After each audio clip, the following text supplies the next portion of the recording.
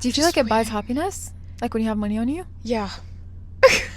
Just To some extent, yeah, it does, because not having it and just worrying about how your whole life is on pause when you don't have money. Very true. Your whole life is on pause and you're just literally waiting, and you're just waiting and waiting, and you're working and you're waiting, and like you feel like you just can't do anything. Yeah. Like you truly can't do anything, and it doesn't feel nice.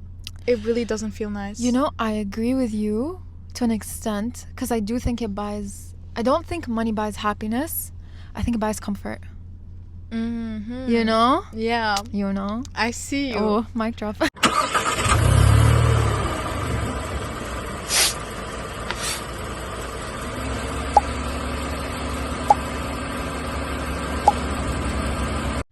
Okay. Hi guys. Hi everyone. How's everyone doing? Thanks for the reply. Yeah, okay, no, actually let's restart. Bismillah. Bismillah. Because I was telling Shahad, I was like, I was not binge watching, but I was going back on our previous episodes. Mm-hmm. And on our first episode, we started it off with Bismillah. And it was so like, Shahad, if you actually listen back to it, and it's on Spotify, it's not on YouTube. But if you listen back to it, we were so like robotic. We went, Bismillah.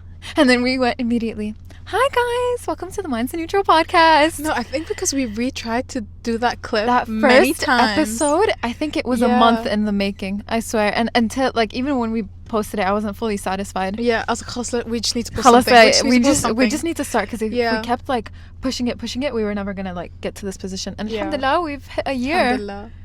It's insane that we've hit a year. It is really insane. Yeah. And you know, do you ever wish that we started with YouTube immediately? Yeah. Really? Yeah. Same as well. Because I feel like there's so much engagement. Yeah. Like you actually get to interact with people, and like I love replying to comments, and I love liking comments, and I like seeing what people have to say. It's so nice. Mm-hmm. And with like just audio, like Apple and Spotify, it was so, I don't know, it was very one-sided. It was just from us, and then we would just post, and we would never really know like the feedback we were getting. But yeah, like I'm so happy, alhamdulillah. It's been a year, but with that, I feel like so many people want to know us. Yeah, that's like another thing. Like so many people, in like 90% of our videos, we always get at least one comment being like, "Where are you guys from? How old are you guys? How did you guys become friends?" Yeah, all of this stuff. And we want to dedicate next week's episode to just us basically talking about ourselves. Yeah, that's it. So we want you guys to just put all your questions down on YouTube videos, and we'll collect ones from previous videos as well. Mm-hmm. So it's not only going to be this one, but we'll like put all of them together, and we'll just answer all your questions. Yeah. And put some interesting questions as well. Like we'll answer the basics of where we're from, how we met, all this stuff, and we'll put like some nice stories. Because Shahad always, I feel like you have such better memory. I have past like long-term memory, but not present term. Yeah. Like Shahad will remember things that happened like 6 years ago, but she'll not remember what she did yesterday, which is so funny. But yeah, so put some interesting questions. I want it to be really fun.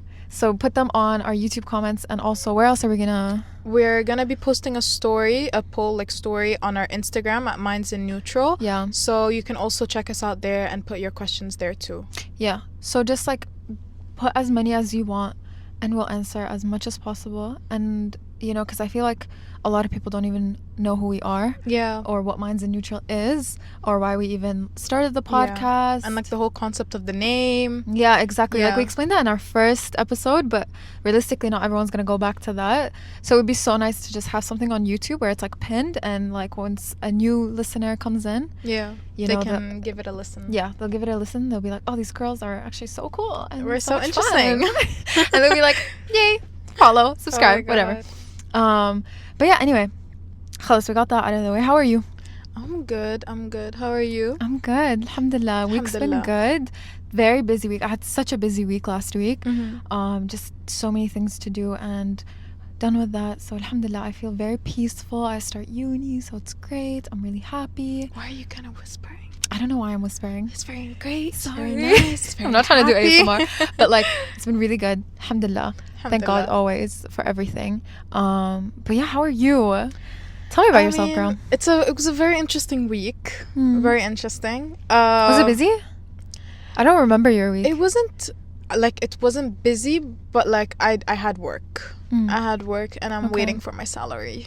Yeah. I'm waiting for my salary. I have so much I want to do with my money. Yeah. And I'm just like, I keep telling Rana, when I get my salary, I'll do this. When I get my salary, I'll get my car washed. Because haram miskina, she needs a lot of love. She needs a deep clean. She needs a lot of love. Yeah. She's really going through it, and she really is. Every time I see her, she's like in a rougher situation. I know. I even tried to clean like the windows. The shield. Yeah. So like I actually got like a tissue when I started wiping. Yeah. Because it was so funny. The wipers don't even work. Shahad, in one of the episodes, I think it was the last one that we posted, you see fingerprints right here. And we were laughing about it so much. We were like, oh my God, Shahad, you need to clean your car. Yeah, so I'm just waiting, you guys. Yeah, inshallah. But, yeah, I don't know. Like, you don't know when it's... You know, because you've been waiting for a while. I've been waiting. My mom has been asking me because like all I do now is literally like ask her for money, and it's not that I even ask her. Like I'm not like Mama gave me money. She's like, oh Shahad, can you buy this? I'm like, I'm broke. I don't have money. I can't get it. And then she would be like, okay, fine, I'll transfer you money. Yeah. So like, I'm like bits and pieces here and there. So you constantly just keep on having to ask. So I just don't like asking my mom for money, especially that I came like. Not like a bit of financially independent. Yeah. So I feel you. It's so hard, and it really puts like a toll on you, and I feel like I can't do a lot of stuff because I don't have money. Like I usually like I canceled a lot with my friends, especially when they go to these bougie places, and I'm like, oh, can I say something about that? Do you like, one thing I don't like is, okay, and I'm not like saying this about your friends in general, I'm just saying this like in total, but I don't like when people aren't considerate sometimes. Yeah. Like, especially if I'm very openly communicative where I'm like, oh, I can't really go to that place right now. Or not that I can't go, but if I've been telling you, oh, I'm rough on money, like blah, blah, blah, and then you want to hang out with me, but you pick like the bougiest place ever, I'm just like, girl, I just told you that I really can't do something like that. Yeah. See, my friends are nice in a way where it's like, it's fine, like we'll pay for you. Yeah. But again, I don't like it. I really don't like it. Yeah. So. Do you feel like it buys happiness? Like when you have money on you? Yeah. just to some extent, yeah, it does, because not having it and just worrying about how you're like your whole life is on pause when you don't have money. Very true. Your whole life is on pause, and you're just literally waiting, and you're just waiting and waiting, and you're working and you're waiting, and like you feel like you just can't do anything. Yeah. Like you truly can't do anything, and it just it doesn't feel nice. It really doesn't feel nice. You know, I agree with you to an extent, because I do think I don't think money buys happiness. I think it buys comfort. Mm-hmm. You know? Yeah. You know? I see you. Oh, mic drop. No, but like I actually think it buys comfort, because in a lot of situations that you're telling me right now, like for example, getting your car washed, that's comfort. Yeah. Being able to hang out with your friends, that's comfort. But also with that comfort comes happiness. I said gum. With that comfort comes happiness, right? Because like you're hanging out with your friends, it's a lot of like dopamine. You're getting so excited. You're like, it's new memories that you're creating. Yeah. But I don't think money solely buys you happiness, but it buys you comfort. Like with money, you can buy a nice house. With money, you can buy a nice car. But I feel like that happiness translates more into comfort of like being stable. Mm-hmm. And I think also like just that feeling of like security, that you are able to afford yourself and afford the lifestyle that you're living. Because the worst is when you've been with money for a really long time. Yeah. And then you don't have it anymore. And then you're like, what's my life right now? Yeah. Which is so bad, because we live now, like it's impossible to not live comfortably without money. Mm-hmm. Like you can't. You have to work. You have to somehow make some sort of income, because whether you like it or not, if you want to buy food, even if it's not nice food, if it's just like basic survival food, how are you gonna get money? Also, living now is so expensive. Yeah. Like it's actually truly hard to live. And if you want to like for example, sometimes I'm like, okay, I won't buy from outside, so I'll just get some stuff from home. Like home. Grocery shopping? Grocery shop, it's expensive. I swear, like grocery stores are so expensive. Buying simple things like tomatoes and cucumbers have become so overpriced. Yeah. Like just like basically living, it costs so much. Exactly. Like being in a place even that has like nice AC, good lighting, you have to pay to be there. You can't, like for example, you go to a cafe there, you're obviously not going to sit there for free. You have to buy a drink or buy some sort of food. So like even like, because I was thinking about it, I was like, even if you want to hang out with your friends and you just want to have like a chill hangout, whatever, and you don't have money, especially like if it's summer or something like that, you can't go outdoors. Yeah. You have to be in a place where eventually you're gonna need to spend money. Yeah. And even if you're like, oh, I'm just gonna be sitting in the car, hanging out with my friends, getting a drink, gas. Yeah. Like gas, your car battery, like it all like adds up. Yeah. And I feel like, yani alhamdulillah, we're still at that age where we don't feel it too much because we're still young and our money goes to our pockets most of the time. Like we don't have to pay for other things. Like, okay, yeah, we help around the household, but it doesn't go into like, okay, the rent, electricity bills, the we kids, don't do that. No, alhamdulillah. But like just thinking about, even small things like having a kid now is so costly. Like Shahad, my nephew's diapers are insane. Just the powdered milk or the bottles to put the milk, or just, I don't know, just anything to do with a child is also insane. And like even when they get older, it's like a long-term financial commitment that you have to do, because you're gonna have to pay for tuition, whether it's like high school tuition or middle school or uni. Also, on giving birth to that child costs so much. Have you seen those TikToks where they look at the bill? Yeah. And Shad, insane. Giving birth can go up to like 20,000. That's insane. Just to give birth. Like I was like, oh my god, I would rather just do it at home. But then like, you obviously, there's so much like complications that could happen. Yeah. And you need a safe like space. Health risks. Yeah, exactly. But you know what? Like I feel like if I was to, obviously I'm gonna give birth in a hospital. We're like really switching topics. But like I would give birth in a hospital 100%. But I wouldn't do it in the traditional way. I want to try I want to experiment. I don't mean it like that, but like, for example, like laying down and giving birth is actually not good for you. Yeah. So I'm not saying, I'm gonna be the type of girl to do a water birth, but hey, why not? If it comes down to that, if that's healthier, let's do it, because that puts a lot of stress on your back, and then like some women go paralyzed. Imagine you paid 20,000 to go paralyzed. That's insane. Yeah, Allah, like it's insane. Like money controls us so much. I feel like I'm having such an Andrew Tate moment right now. Guys, we're in the Matrix. No, but it is true. Like money controls everything. Like so that's why I feel like it controls your happiness to some extent. Yeah. Because without it, you're in constant worry. Like as a like us right now, or as my mom, or as my family, whoever it is. Yeah. When you don't have money, you're put in a constant stress, and of course that's not good for your mind, that's not good for your body, and it makes you negative. Yeah, that's so true. You just have a negative mindset because you're just in constant stress. When do you have time to be happy? Because you're like, oh my god, how am I gonna pay for this? Oh my god, my kids need this. Oh my god, I need this. So like, it does, to some extent, it does control your happiness, because when you have money, when you're living comfortably, when you know that you can afford the things that you need and the things that you want, you're happy. You don't have that worry on your mind of like, what I need to work more, I need to get more hours in, I need to do this. So it does buy happiness. It does, but it's such a sad life to live that you're constantly, like, I'm not saying, working is a bad thing, because no, you should work, you should be determined, and you should be successful, and you should strive to be your best, and whatever, all that great stuff.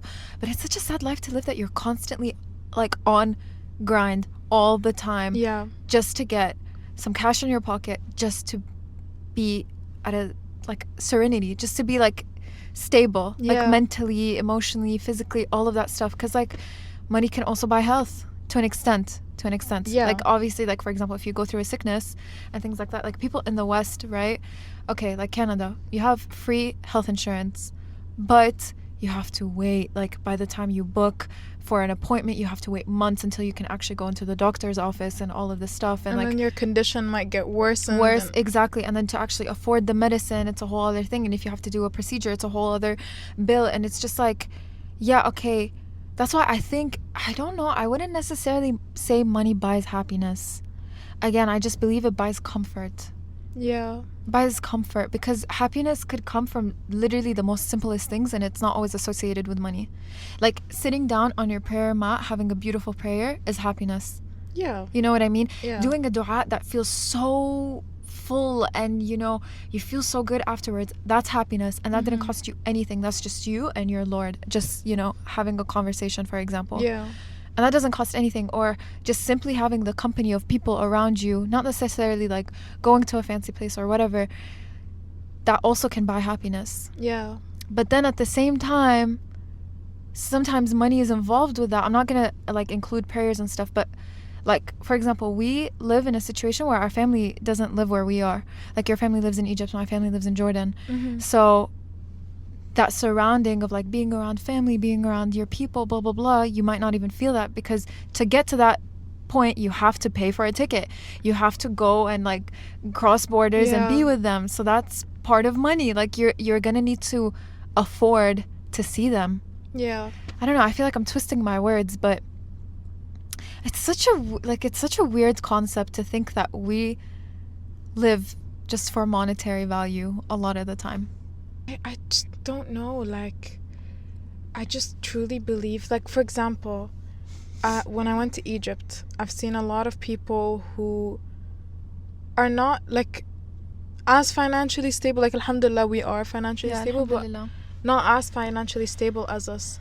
And I could just see their suffering, you know, and I would just be like, how? And they're thinking the same thing. They're like, I want to work, I want to make money. And I know that where they are in, like, geographically, like their location, they won't be able to make a lot. And then they have these big dreams, and they have like, because I talked to them once about like, does money buy you happiness? And they're like, yeah. They're like, I want money, I want this, I want that, and I want to be able to do this, and I want to be able to do that. And they're so willing to go to work and make it happen. But it's just so tough, because you know that they won't reach the point that they want. And I'm afraid, like, if that would crush their dreams. Because khalas, like, they have a dream and they want to be happy, and that's where they see happiness is. And like, they're so connected to Allah. They're always praying for to like increase their wealth. They're always, you know, they're connected to Allah, as they should. But like, they have these dreams of the dunya that they want, and it might be a struggle for them to get it. So that's why I feel like, and all of their dream was just to get money to be able to live comfortably. And that's where they see the happiness. You know, they can just buy a nice place and just sit. And like, it's not like money as in like billions of dollars, and you know, they want to go buy a yacht, or they want to, no, it's just the simple stuff that a human would like to just, so comfort. Just find comfort to then find happiness. And all of that is with money. You know, I also think to an extent, like, because we live in a time of social media, right? So like, everything that you have so much quick access to exposure. Like, you get exposure to how other people are living. You get exposure to people living this very fancy life, fancy cars, massive villas, like all of this stuff, you know, pools, I don't know, horses, whatever you can imagine. Like, you see that. And I feel like to an extent, if they never saw that could have been a possibility, maybe they would have never strived to want to live that life. Because if you're not exposed to something, you don't know what's to look out for, if that makes sense. Like, if you don't see it, it's like the unknown. If you don't see it, like, out of sight, out of mind. If you have no idea that this other life that other people are living actually exists, then you would just assume like, what I'm living right now is fine. You know? And I think maybe like in our parents' age, when social media wasn't that prevalent or it didn't even exist, I think they were fine with how they lived. Because the way my mom talks about her memories, she was like, obviously she lived a very comfortable life, but it wasn't like the luxury that you see other people have now. Like, it wasn't like immense, like all this stuff. But then I feel, because you have quick access and you see this different lifestyle that other people are having across the world, and you want to reach that point, but then you sometimes feel restricted. Because where you are doesn't allow you. Or, you know, like, sometimes Anjad, it's just out of your control. Like, there's this saying that people say, and I really don't like it, where it's like, oh, everyone has the same 24 hours. Okay. I understand. We all have the same 24 hours, but we don't all have the same access to things. Like, if some of these people are living without like computers or without phones or stable network or things like that, like, even if you tell them, oh, go online and start, you know, trade and crypto and whatever, I don't know, like, or start a YouTube channel or make income from there, all of that needs money to start. Not everyone has the same access that you do. Just because, like, yes, we all have the same 24 hours, but we all live life differently and we all hustle differently. Yeah. Like to some people it's like their only way of making stable income is just by being like a person who sells sandwiches, for example. And then to another person it's like being on social media. To another person it's going to a 9-to-5 job, like an office job. Mm-hmm. So we don't all have the same resources. So I don't like that saying where it's like, but we can, you know, people are lazy and they don't work anymore. I think 100% people work. Yeah. But we don't have the same access. We don't have the same access and we don't have the same offers, and that's just how life privileges, is. Yeah. Yeah. And like to some people it sounds unfair, but it's just reality. Like it's just the way it is. Yeah, because like for like these people, they want to have, I know if they have the access, they would definitely go ahead for it. Exactly. They are like if people back work home in driven, Egypt, yeah, if people back home in Egypt had stable network, had great devices, all of these things, obviously they would take advantage of it and they would do well. Yeah. And they would succeed, but unfortunately that comes with a cost. Yeah, exactly. Like for example, in Egypt, electricity shuts off for 2 hours. Yeah. Every single day. And Wi-Fi, it's like a data plan. So it's not even like a free, and you use consistent Wi-Fi that you can use for the whole month. And it's then not based like unlimited, on that, yeah, based on that, like you pay how much you've used it for. But no, for them, they maybe have like 2 gigabytes for the whole month. Yeah. So how can you tell these people that they can do something on social media or get quick money? Because all of the quick money is online. So how Recently. can you so how can you tell these like people you're just not working hard enough? Yeah, that's a very unfair thing to say. And like I also don't like when the rise of like Andrew Tate and this hustle culture came out. I really didn't like that, because I was like, okay, I 100% agree that we should all be working hard and we should all be doing our greatest and all of that stuff, but it's and you're also, for example, talking to an audience, and every single person has such a different background. Yeah. Like some people, maybe they have the access to things, but maybe they don't have the support. And a lot of people drive on emotional support. Like whether we want to believe it or not, a lot of people like support from like their family or things like that. And maybe they are the ones that are holding them back from achieving what they want to achieve. Yeah. You know, and then, you know, you could say, oh, but you forget your family. But like, for a lot of people, it's like with us, do you think have. we would have continued if our families did not support what we did? No way. I would have never continued with the podcast if my mom was like, take this down. Like, yeah, okay, I'll take it down. And it is what it is. And like, my mom is my mom and my family is my family. They have such a special place in my heart. So if it doesn't satisfy them, I'm not gonna have this mentality where it's like, oh, forget you guys, I'm gonna go and live my dreams. And because I'm also realistic, because at the end of the day, they are my support system. Yeah. So I don't know. I think money is just such a, like, it's such a great concept if you look at it from the cup half full, but then it's also such a sad concept in the bigger picture. Like the way people do anything for money now is also really sad, Shahad. Like people, they scam, they expose themselves. And I don't mean like physically, I just mean like people sometimes do the above and extreme where they share like too much just to get a quick buck, or it's just sad like how desperate people are just to do anything to get money. And also I feel like with money, it comes like not only it might buy happiness, but it gets you in a lot of problems.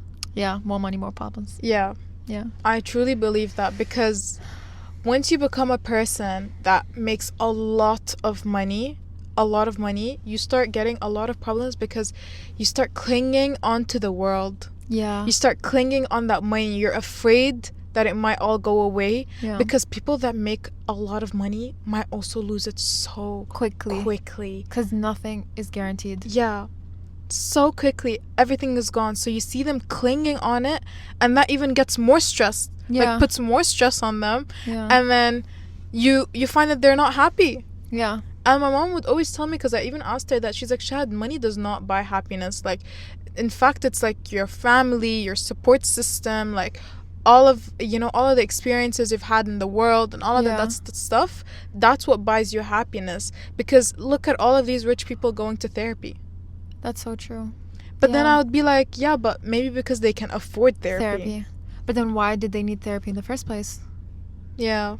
Because they have so much stress on them to maintain that lifestyle, because they've made their life a certain way and they're not ready to ever back down from it. And valid. Yeah. Like, if I worked so hard on myself and I worked for years, or even if it was like a quick idea that I did that made me so much money, I'm not backing down. Like, I want to maintain that life, but I also don't want that life to control me to the point where I forget, like, because above all, yes, it was my hard work and all these things, but above all, it was Allah that gave. That, I was just gonna say that, because, like, whether I like it or not, it didn't all come from me. There was a huge factor that Allah made my life that it go to that path for me to live that life. And sometimes if you get so worked up in it and so addicted, because it is an addiction, money is definitely an addiction. Once you start making it, you never want to stop. And once you get so addicted to it, sometimes you might lose that connection and that essence that it actually is. It's just like, it's just numbers. It's just paper. It's just paper. It's just a number in your account. And I know that number means so much, but in the bigger picture, it's like, above all, it's not the thing that's like end all be all. You know, I really like how it was a long time ago. I want to say something. Yeah. Sorry, I cut you off, because I feel like now the way we're talking sounds very privileged. We are. Yeah. We are definitely privileged. Like, I've had a conversation with my friend. Just remind me of that a long time ago, okay? Just because I'll talk about this one in a moment. But I had a conversation with one of my friends, and she was like, Shad, which class do you think you're in? Like social class. Yeah. And I was like, middle class, definitely. And she's like, but why? And I was like, what do you mean why? And she's like, because if you genuinely look at a bigger picture, why are you saying that you're middle class? You have your own car, your parents have cars, you know, you're in a good university, you got a good education, you're working, you're making money, you can afford yourself, you can do this, you can do that, you can go to this place, you can do, and all of that stuff. And I was like, yeah, you're right. And then she's like, so then why are you saying middle class? Like, this is luxury. And you actually, like, deeply look at, like, what you have. Like, for example, in Egypt, if I go to Egypt right now, I'll be like, no, I'm high class. Yeah. Because middle class there is different. Yeah. So, like, if you look at a world view, we're definitely way more privileged. We're way more privileged than other people. So, I would say, yeah, we are privileged. And alhamdulillah that we are. Because it's a blessing, from Allah. Yeah, but then that's what I'm saying. It's like, don't you feel like our perspective right now, it's a very privileged viewpoint? Because someone could be listening right now and be like, oh, these girls are coming off from such like a, oh, money doesn't mean anything. But then to some people, money means actually everything, because that's just survival. It's not even happiness or anything. It's just survival. But to us, we're like, guys, money doesn't mean everything, and you can live a life happy and blah, blah, blah. But we're also not saying that. Like, someone could interpret it like that. But, like, for example, like, we said that, money controls everything. Yeah. Money controls literally your whole life. Yeah. And I don't feel like, we're, what is it, senseless? Like, we're not heartless. In a way. Like, we're very realist. But, like, we understand, and, like, we've seen these point of views. Yeah. You've went to Jordan. Yeah. You've seen how they live. I've went to Egypt. I know how they live. And we didn't always live this comfortably before, like you and me. Yeah. We gradually came to this point, alhamdulillah, because of Allah and my parents, like, they've worked hard to reach this point. So I feel like money controls your whole life. It controls if you can get that happiness, get that comfort in. And it's sad. It is sad, but I feel like it's just a world that we live in, where khalas, that's just the way it is. Like, for example, these people in Egypt, that they want this and they want that, they might never reach that point that they get that, but then you just see them, like, working and working and working, and it's such a sad feeling. But then maybe to us it seems sad because, like, oh, we might think, oh, you're never gonna reach that point, but maybe to them it's like it's a motivation. It's a drive. It's a drive, like them constantly working, them constantly pursuing their future and their success. Maybe to them it's like a push to keep doing better. Maybe to them they're reaching small milestones that they never had before. Yeah. Like, maybe now they can afford nicer groceries. Maybe before it was like, oh, we can only have like eggs and rice, and maybe now they can afford more meat. Or, like these small milestones that makes more comfort for them. Mm-hmm. So it's like, also that's another thing that I want us to consider is like, what does success mean to different people. Because maybe success to one person is like, oh, I just want to be married and I want to have a comfortable life. And maybe to another person it's like, oh, I want to be single and I just always want to work for the rest of my life. And for another person it could be like, I want to travel the world and I want to experience everything and I want to be adventurous. To another person it's like, I just want to take care of my family, whatever. So like, even to us maybe we're like, oh, it's sad, like, because we see another point of view, because we are only, like, when we visit our countries, we're only there temporarily and we leave. So we come with our mindset, we come with our lifestyle, like, that's how our brain is programmed to think. But maybe to them it's like, no, I see so much improvement in my life. Even to you it's like, oh, haram, like this guy or this girl, they only get to work like this kind of job, and you know, maybe because where they are they can never like strive to do the best, but maybe to them that is the best. Of course, I think they definitely want a life outside of that. Everyone wants a life outside of that. But I also feel like, also as humans, we're really greedy and we're never satisfied. And that's why you just need to keep reminding yourself of your religion and being humble and not taking advantage of that. And that's like such a perfect example of Sayyidina Ayub. He wasn't greedy, but he was tested. He was tested on his life because he had everything you can imagine. He had the children, or he had the wealth, and he was very respected. And, you know, people looked up to him. And then he got tested because Iblis, and he was, you know, he was trying to whisper and trying to get him off his path of being basically like thankful to Allah. And he ended up getting tested. He went through sickness and everything that he lost. He lost all his kids and everything. All his land, all his wealth. All of it. Over a certain period of time, just to see, because Allah wanted to see, I'm going to, you know, test my servant. And he ended up passing the test. And that's why I'm always saying, like, yes, okay, it's us, but it's also Allah's mercy that can quickly give you and quickly take away from you. So a lot of people could be like, yeah, I worked hard on myself, 100%. I knew what else you did. But let's not forget those, like, the bigger picture, and who actually gave you that health to work, who actually gave you the resources to work. Even if it's small resources, it's still resources. Who gave you 2 legs, 2 feet, a brain that works. It all comes back to Allah.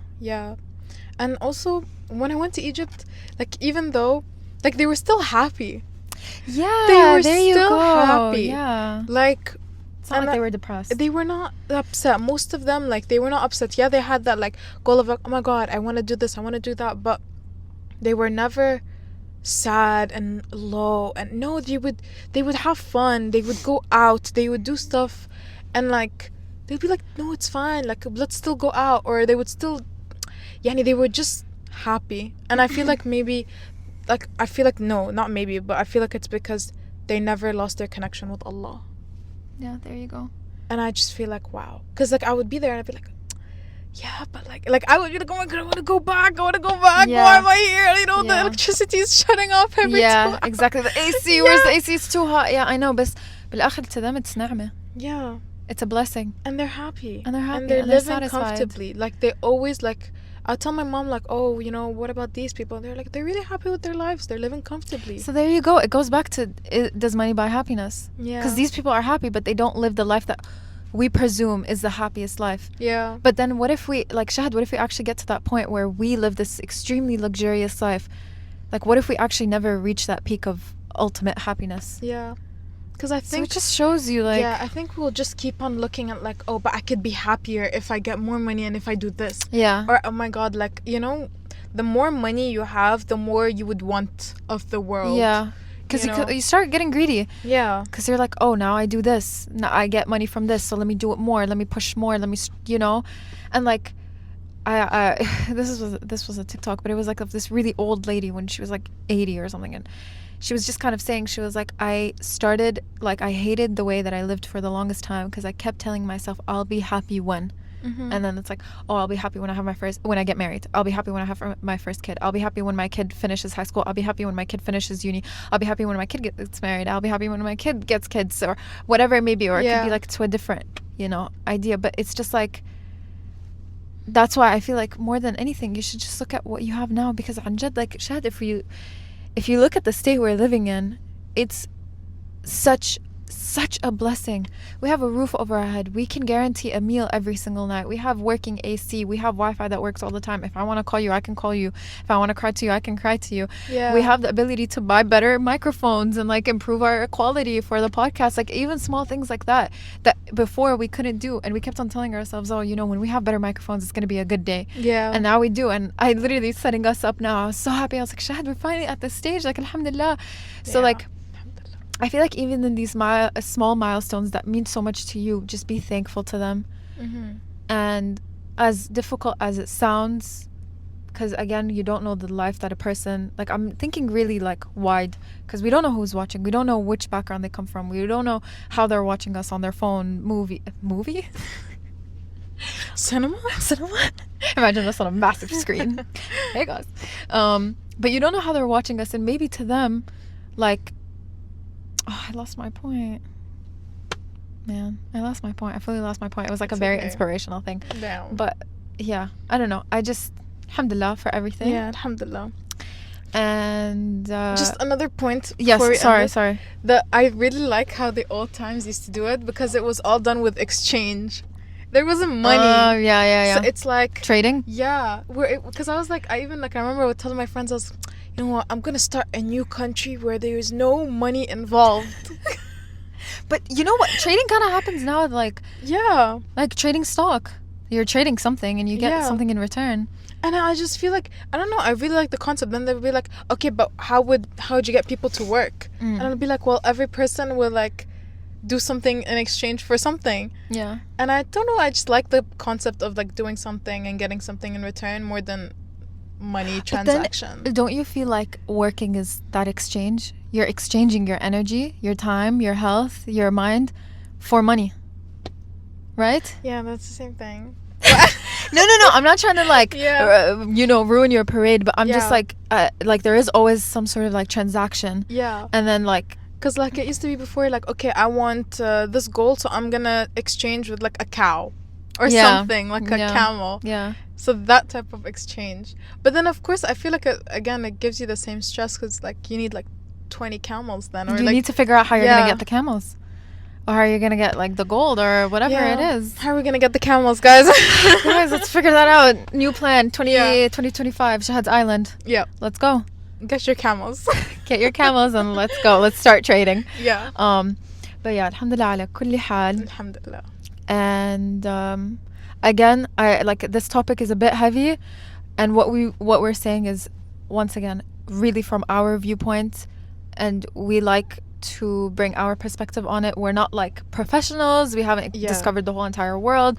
We only know a tiny sliver of how a very tiny, very, very, very tiny. Like very there's tiny. so many people on this planet, and there's like so many different stories, and everyone has their own story and their own life and their own journey. Yeah. So we're sharing our tiny little input, our perspective on what we see and what we feel. Yeah. Good job. Anyways, thank you guys, and I hope you all are happy, healthy, and safe. And inshallah we'll see you next week where we talk about ourselves. So leave your comments down below and subscribe. Bye. Bye.